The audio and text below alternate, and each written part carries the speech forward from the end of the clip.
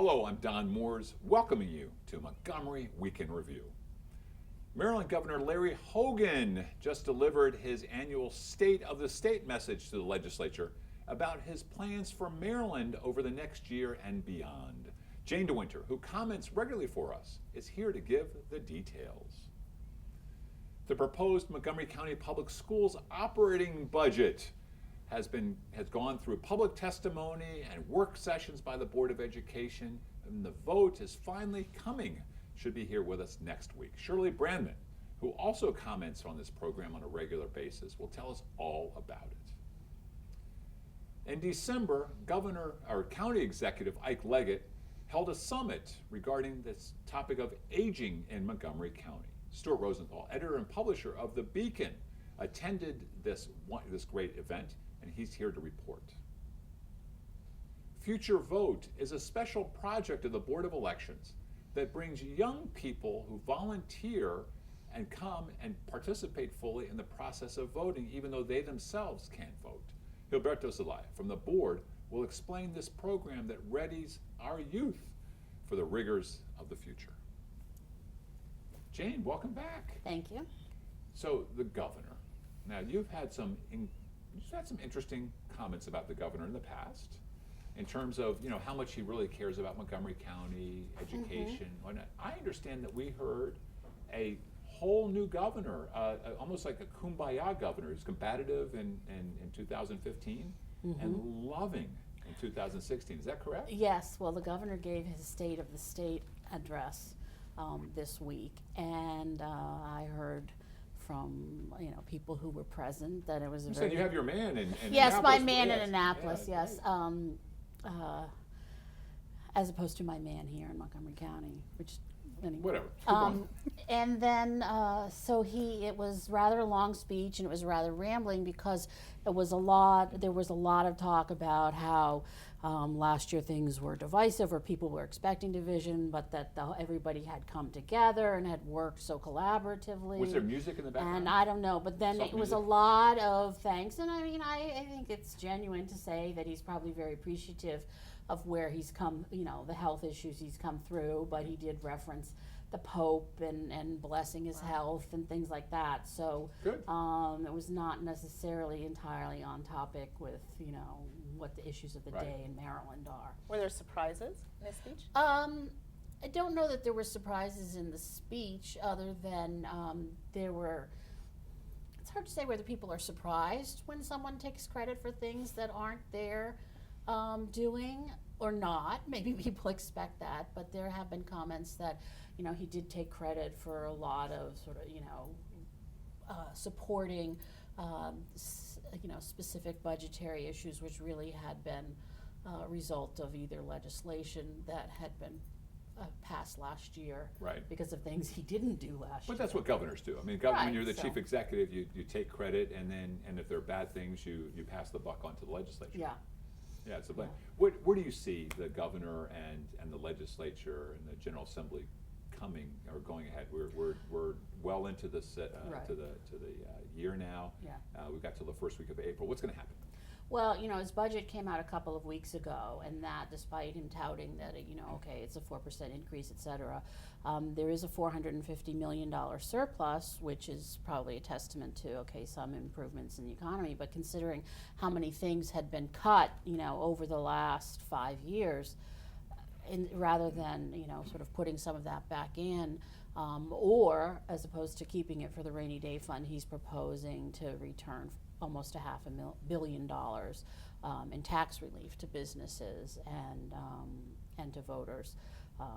So there may be some people I'm sure support that, but people who are thinking. And this is a priority higher than fully funding educational needs, really reaching deep into the community. I mean, it seems like this is not the moment. If we can begin to reinvest after this terrible recession, that's where we should be going. Right, exactly. I mean, I think that your thoughts are shared by many, because the leadership of Montgomery County, Prince George's, Baltimore City and County also had held a press conference prior to the speech about the budget, saying that they really had felt that their communities had been left behind. And there are some specific things that are left out or have been And one thing I delayed. know about is, for example, at the Universities of Shady Grove, which is here in Montgomery County, Right. trying to build this amazing regional center and focusing on their biomedical sciences facility, which he's proposing to delay by some 4 years. It's supposed to begin construction this summer. And I believe isn't the University of Shady Grove in the middle of Biotech Alley?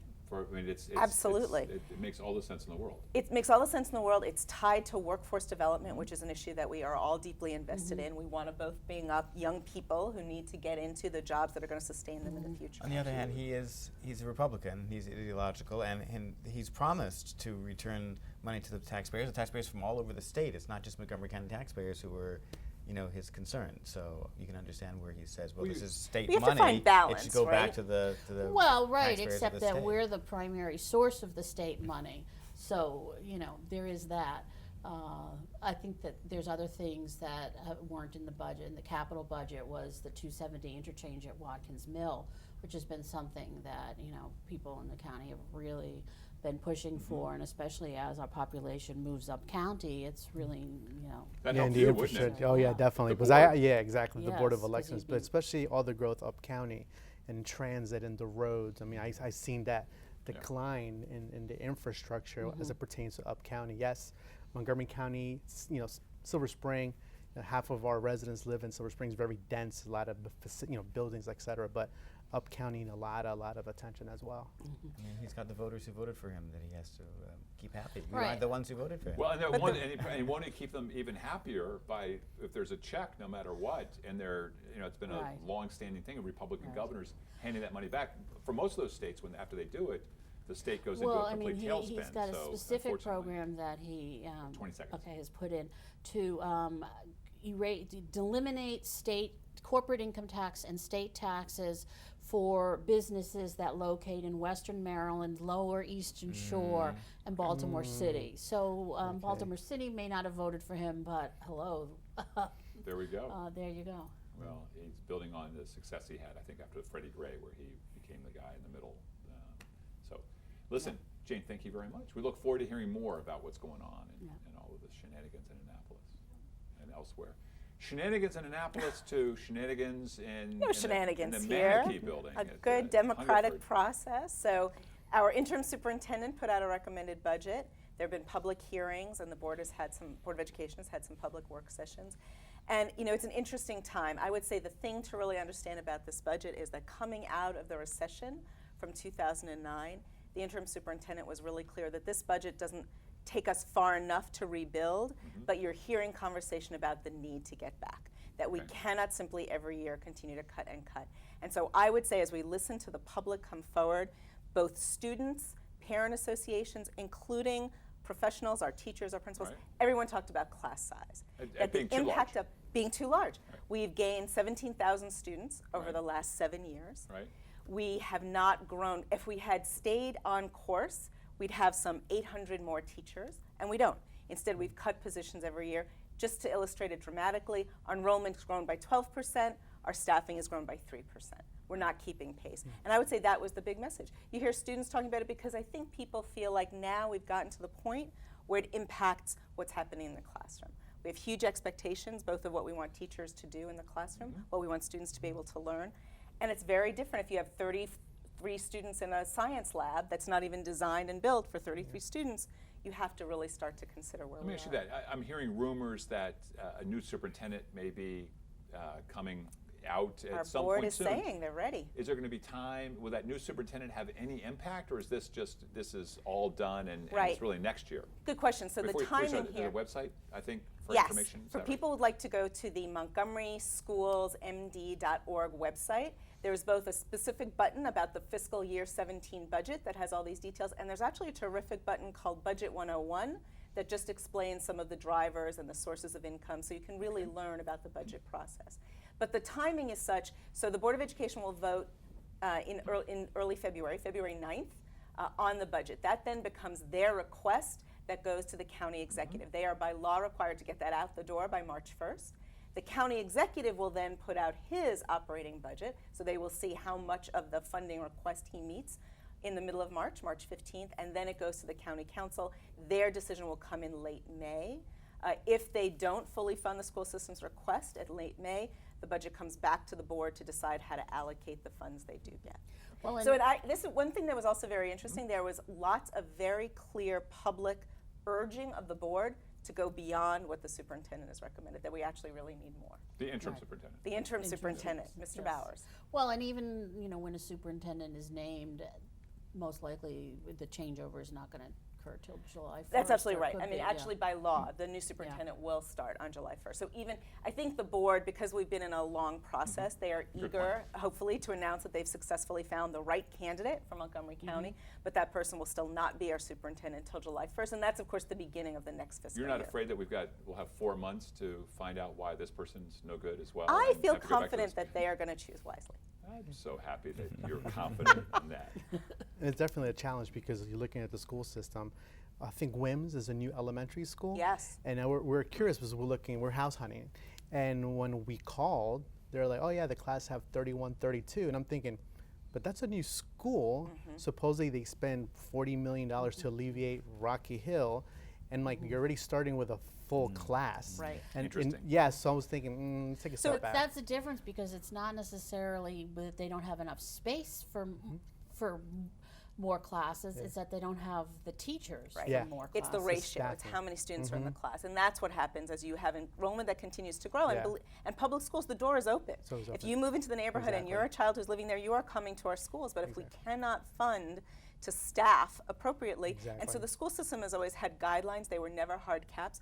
Over the last recession, so since 2009, the guidelines have floated up twice already.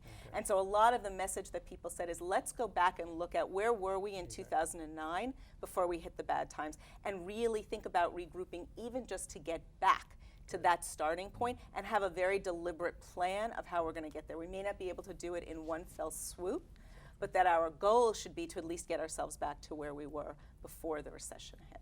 Shirley, we've got about 30 seconds left. Where do you see this going?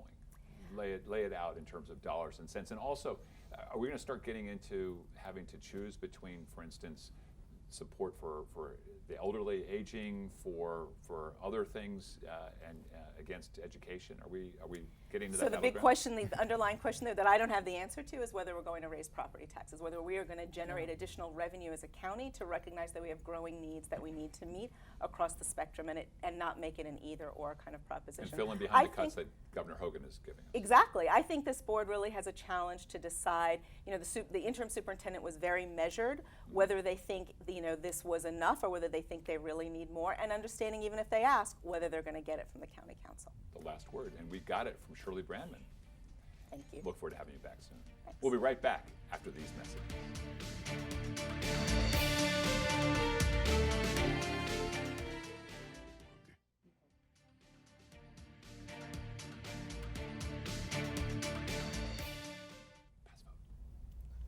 And we're back. Stuart Rosenthal, it's great to have you back. Thank you.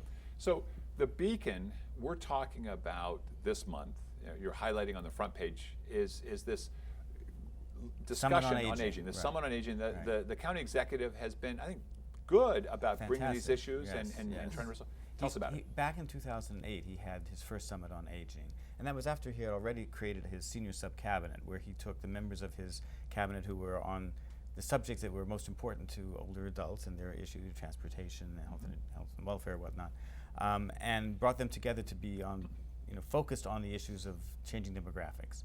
There was an event in 2008. There were lots of results came out of it, lots of recommendations. He set up all these working groups. I've been on some for a number of years, and there's been some improvement. There have been some changes, but we've just come through the recession, and lots of other things are happening, and demographics are changing even more, and there's more diversity coming into the county. So he said it's time to have another one of these. So he called the second Summit on Aging. It was very well attended. More than 400 people came. And there was a lot of talk about what are really the issues. And what was even better this time is to prepare for it, there was a survey done, more than 2,000 members of the county filled out the survey. There were focus groups, I think 27 focus groups throughout the county over a period of months. So they really had some data to go on, and then they brought people together into the rooms and they said, what needs to So be what done? what did these surveys highlight as the Well, key I issues? wish we could say that, first of all, that there were final recommendations that are out yet. They haven't come out yet Okay. so I don't know exactly what the top priority is going to be. But for our story, the two things that came out as being the most important were affordable housing. It turns out that more than a third of county seniors are spending more than 30% of their income on housing, which is not good. And then also employment, because a lot of them feel they have to work in order to afford to live here. And Do they want to work? 41%, well, I don't know if they so much want to. 41% say they feel they need to work or will be working at least part-time, if not full-time, after 65. Yeah, but I think so- want is a good thing. I'm Yes, sorry we I don't have totally want, agree. because I think totally agree. Many more seniors and understanding that that's a great Right. way for Right. longevity is Right. continuing to be in the But workplace. sometimes people want to work because they need to work. You No, know, I understand. so- No, understand yeah, wants and it's- needs. It's And not a good are thing. the obstacles skill sets that they need training on, or are the obstacles Jobs. employers who won't I think hire? well, it's a little of everything. Okay. I think they need to be better trained in the sense that they're up on the latest technology and whatnot, and then the employers need to be open to the benefits really of older workers and how much more So did the effective they summit can be. bring together people with expertise in these areas to talk about things that are going on? Yes, but what's really going to happen, I think, is that they came up with the recommendations, and then the county executive is going to set up more working groups, and there's going to be, goals that are going to be met. And what it all ties into this age-friendly community designation, which the World Health Organization established about 10 years ago. Tell us more about that. Okay,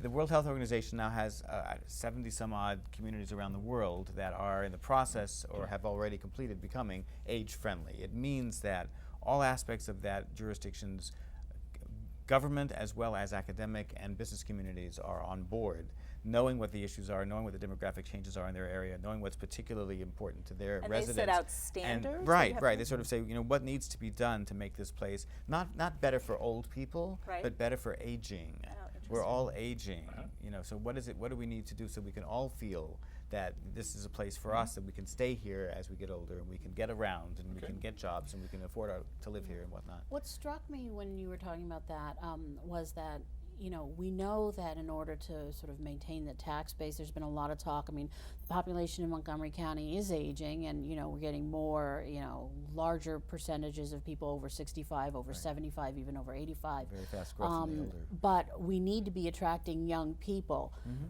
who are going to be able to work and who want to live here and whatever. And there's a lot of talk that Montgomery County is behind it. So being designated age-friendly, aging-friendly, is that going to be Well, like it's, 20-somethings aren't going to want to come here? well, maybe they should be, because they don't plan to age. I mean, Well, isn't it something yeah. they want to do as well? I mean, Well, they're not thinking about it, though. Maybe yeah. not as much as they should be, Yeah. but they ought to be as well, because things happen to them too, and they have to be aware of it. And Well, and I one of the imagine things- there's an overlap, right, in terms of some of the things that allow you to age Of here. course, So things being curb walkable, cuts, exactly. right. Okay, they're not just accessibility, good for right. wheelchairs; they're good for strollers. I mean, Right. a lot of Yeah. these things are Yeah. across the board. And the Absolutely. summits were really good because a lot of the conversation looked also at the digital divide like a decade, 2 decades ago, but now it's not necessarily desktops, is using smartphones and tablets. So there was discussion on how to bring that technology to the individuals so they could use that because it's cheaper and it's more mobile. So, but the summit was outstanding, and it was interesting because it helped me think, as my parents age, what are my responsibilities to assist my parents, but also when I age, as I get older, Montgomery County is a great location, but fortunately it is expensive. So you got it's a numbers game, and numbers and exact science. Well, Stuart, I got it. I'm so sorry, because we play a numbers game as well. We're out of time, huh? We're out of time. Okay. We have so many other look, please, let's, next time we're going to get to lots of those topics. Okay, Because good. every month, the Beacon is one of the great highlights of the D.C. metropolitan area, and it certainly a highlight having you here. So Thank you. Stuart. Look forward to seeing you next month. Dr. Zed, Dr. Z, Gilberto good day. Zelaya, FID, PhD, is in the How are you? house. Yes, thank you. So you started a program 12 years ago, first in the country, maybe as the far only as country. as far as I know for many years and talking to colleagues around the U.S. You're Future the Vote. man. I just want to say you are the man. No, we're all part of the same family. All right, so, tell us about Future Vote. so I call them my kids. So Future Vote. So Future Vote is it's an opportunity to expose the visceral experience of democracy to students grades 6 through 12. So in 2004, I approached Margaret Jurgensen. She's been an advocate in our board about using these students as election day ambassadors or aides. While you're talking, there's a website that people can. Yes, they could go on our website, 777vote.org. It's the 6th tab, and the guardians can sign up their kids now. We're actively recruiting.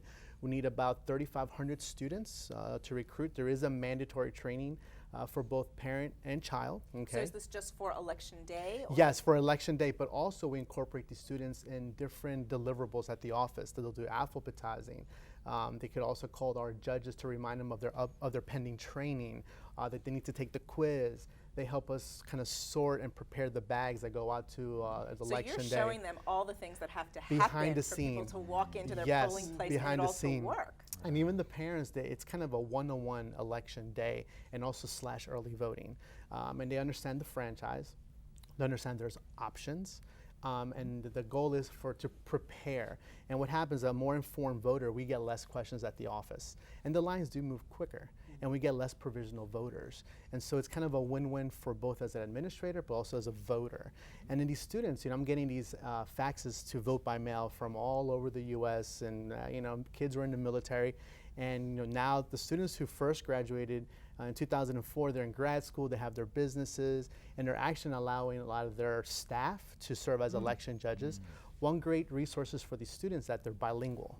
And so under Section 203 of the Voter Rights Act, we need bilingual judges in Spanish. But these kids don't substitute for those adult judges, but they're a resource. And we have a multitude of languages and American Sign Language. The students earn SSL credits, student service learning credits that they need. And I've seen kids from 6th grade all the way to doing internships for the Clinton Foundation, and they're So very do they find active. out about this at school? How do you? Yes, so there's a press advisory. I literally email all of the SSL coordinators. A lot of times what happens is it stops at the coordinator, and I don't know how much promotion they're doing. So every week I'm emailing them, come on, and I can see who is registering because we collect stats, gender, grade, what school they're at, where they attend, and I can see where there are the deficiencies. So Silver Spring Wheaton has been a trouble spot. But also because the guardians must attend training. I know individuals have jobs. You're working. Yeah, all those jobs we for just the talked parent. about Do it at county. nighttime? Yeah, the trainings are in the evening from 7 to 8. It Are they starts all exactly. At your office, No, or- no. I hop Okay. around. I go to 5 different high schools around Montgomery County to facilitate participation. For those families with multiple jobs, I have Again, no I think problem. the website again. What's Yes. that website again? So 777vote.org, 6th tab. You click on it. It's easy steps. You need to register your child today. Through the process, you select the training location. They're usually at a high school auditorium. They're in the evening from 7 to 8. And then once you attend training, you also select your precinct location and shift. It's all automated.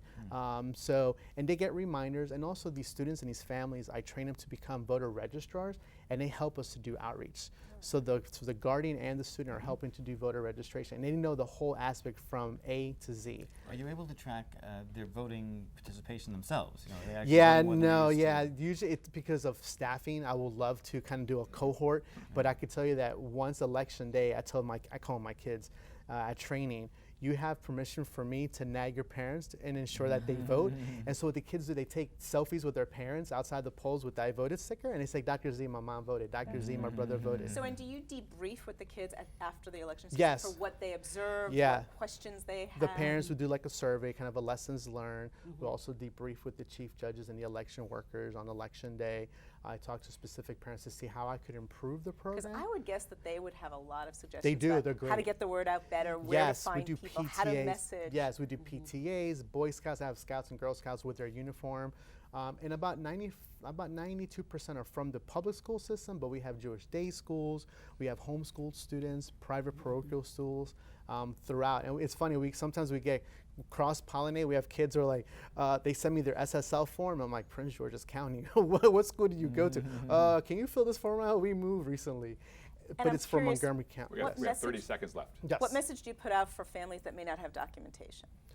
Because the kids aren't voting. That's irrelevant. They're not, I don't care if they're citizens or residents, they have a green card, it doesn't matter. They're from Mars, it doesn't matter. They have to attend training. They also have to attend the Monday evening setup, and only the student helps out on election day. So it's a visual experience of democracy in action. That's great.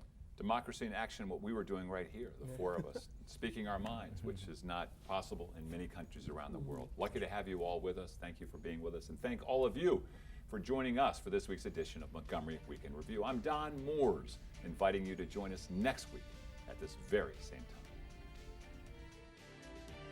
time.